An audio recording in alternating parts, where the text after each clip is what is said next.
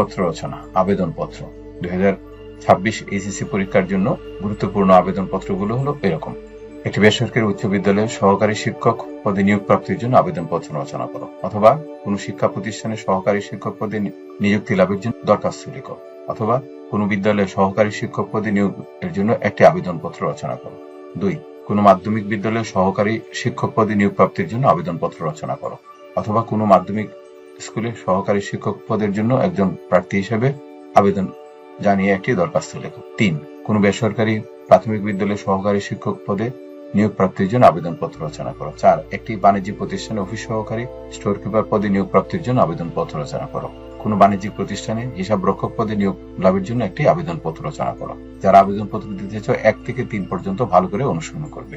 আশা করি 1 থেকে 3 এর মধ্যে একটি কমন থাকার সম্ভাবনা প্রায় 90%। দেখি পরে কি আছে। 6. কোনো কলেজে প্রভাষক পদে নিয়োগ প্রাপ্তির জন্য আবেদনপত্র রচনা করো। 7.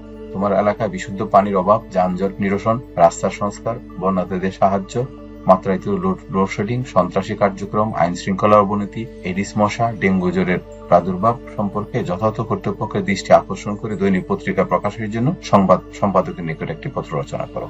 8. শিক্ষা সফরে যাওয়ার অনুমতি প্রার্থনা করে অধ্যক্ষ বরাবর একটি আবেদনপত্র রচনা করো। এই আবেদনপত্রটি অনেক সময় পরীক্ষায় আসে, এটি একটু ভালো করে অনুসরণ করবে। 9. সমাজ কল্যাণ অধিদপ্তরের মাঠকর্মী হিসেবে চাকরির জন্য যোগ্যতার বিবরণ দিয়ে একটি আবেদনপত্র রচনা করো। 10. রবীন্দ্র জয়ন্তী উদযাপন উপলক্ষে একটি আমন্ত্রণপত্র রচনা করো। নজরুল জয়ন্তী সাংস্কৃতিক সপ্তাহ 21 ফেব্রুয়ারি উদযাপন উপলক্ষে একটি আমন্ত্রণপত্র রচনা করো।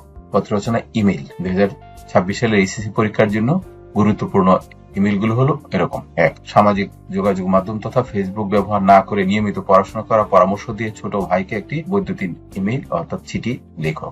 2. এইচএসসি পরীক্ষার চমৎকার ফলাফলের জন্য অভিনন্দন জানিয়ে বন্ধুকে একটি বৈদ্যুতিন চিঠি লেখো। 3. ইন্টারনেট ব্যবহারের কুফল ও সুফল জানিয়ে আর ছোট ভাইকে একটি বৈদ্যুতিন চিঠি লেখো। 4. বাংলা নববর্ষ উদযাপনের শুভেচ্ছা জানিয়ে বন্ধুকে একটি ইমেইল প্রেরণ করো। 5. সদ্য পড়া কোনো বই সম্পর্কে মতামত জানিয়ে বন্ধুকে একটি ইমেইল লেখো। 6. তোমার বোনের বিয়েতে আমন্ত্রণ জানিয়ে বন্ধুকে একটি বৈদ্যুতিন চিঠি লেখো। 7. পিতার মৃত্যুতে শোকগ্রস্ত বন্ধুকে সান্ত্বনা দিয়ে একটি বৈদ্যুতিন চিঠি লেখো। 8. বাংলা নববর্ষ উদযাপনের বৈচিত্র্য তুলে ধরে প্রবাসী বন্ধুকে পাঠানোর জন্য একটি ইমেইল প্রস্তুত করো। 9. স্বাধীনতা দিবসের অনুষ্ঠানের আমন্ত্রণ জানিয়ে তোমার বন্ধুকে একটি ইমেইল প্রেরণ করো। 10.